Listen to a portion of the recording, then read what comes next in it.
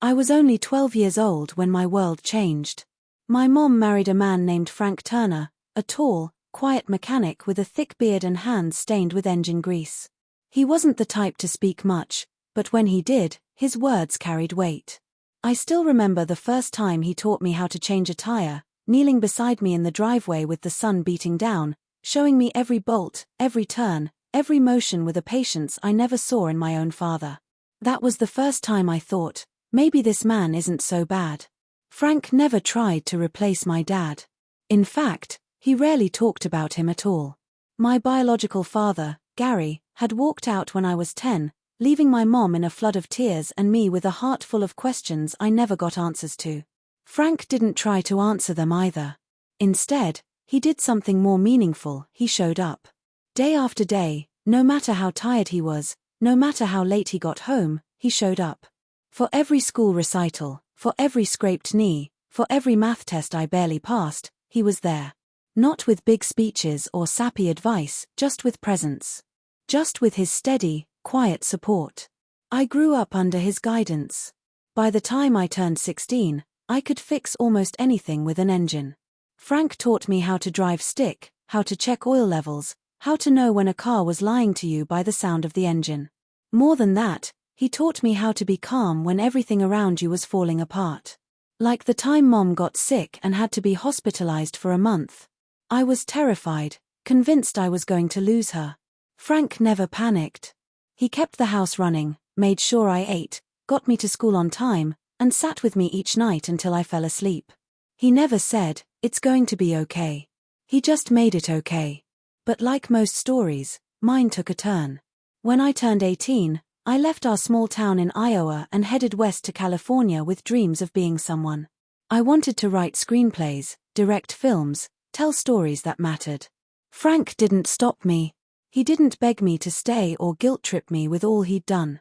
He just helped load my old Corolla with boxes and said, "Keep your head down and your eyes open." That was his way of saying good luck. I didn't look back much after that.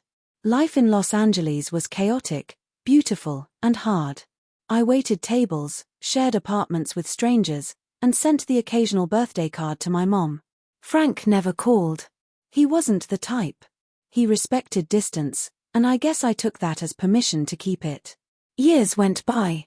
I found work as a production assistant, then a script reader, then finally, someone who got to pitch ideas in actual meetings. I wasn't rich or famous, but I was finally standing on ground I had built myself. Or so I thought. Mom passed away 2 years ago. It was sudden. A heart attack in her sleep. I got the call from Frank himself. His voice was gravelly, even more worn than I remembered. He didn't cry. He just said, "She's gone," and waited until I said I was on my way. I flew home that same day. The funeral was quiet. A few neighbors, some cousins, and the pastor from the old church. Frank stood beside me the whole time, stoic and solid, like he always was. I realized then how old he had gotten. His beard was mostly gray now, his shoulders slightly stooped, but his eyes still had that same steady fire. We didn't say much that day. We just sat in the living room after everyone left, the silence thick between us. When I finally asked him how he was doing, he shrugged and said, "I'm here." I stayed for a few days after the funeral. Something about the house felt different. Quieter. He had kept it just the way Mom liked it, photos still on the wall, throw pillows perfectly aligned, the scent of lavender in the guest room. Before I left, I told him I'd visit more often. He just nodded. But I didn't. Not until last month. It was a cold Monday morning when I got the call from a neighbor back home. Frank had collapsed in his driveway. Heart complications, they said. He survived, but barely. He was recovering at home, but he couldn't do much on his own. I sat in my LA apartment for hours that night, staring at the floor, feeling the weight of a guilt I hadn't let myself feel in years. I had left him behind. I had left the man who raised me, who never asked for anything in return, who had been there for every moment that mattered. So I packed my bags and went back to Iowa. The drive to the old house felt surreal. The roads hadn't changed, the same trees lined the highway, the same gas station still stood just before the final turn onto Maple Lane. I pulled into the driveway and saw him sitting on the porch in a thick jacket, a blanket over his lap. He looked up and smiled. "Took you long enough," he said. "Yeah," I replied, swallowing the lump in my throat. "Sorry about that."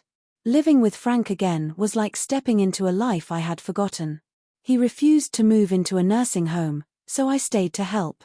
I cooked, cleaned, did the grocery runs, and made sure he took his meds. We spent long hours in the evenings sitting on the porch, watching the sky shift into orange and violet hues, talking about everything and nothing.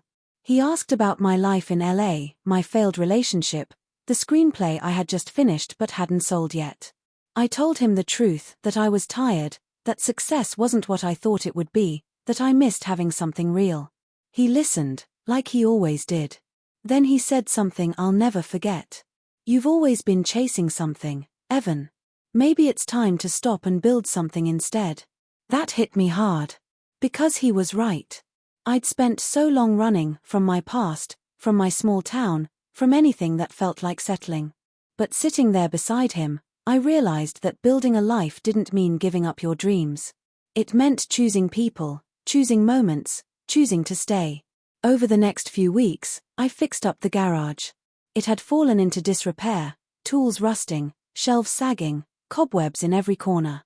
But once I got started, it felt like coming home. I found the old tool set Frank had given me on my 17th birthday. I wiped off the dust and hung each wrench, each socket, with care. I started working on a '67 Mustang he had tucked away under a top. Said it was going to be his retirement project. Now it was ours. One night, while we were working under the hood, he looked over and said, "You remember when I taught you how to change oil?" "Of course," I laughed. "You made me do it twice because I forgot the oil pan the first time." He chuckled. "You were stubborn. But you never gave up." That was the thing about Frank. He never praised often, but when he did, it meant everything.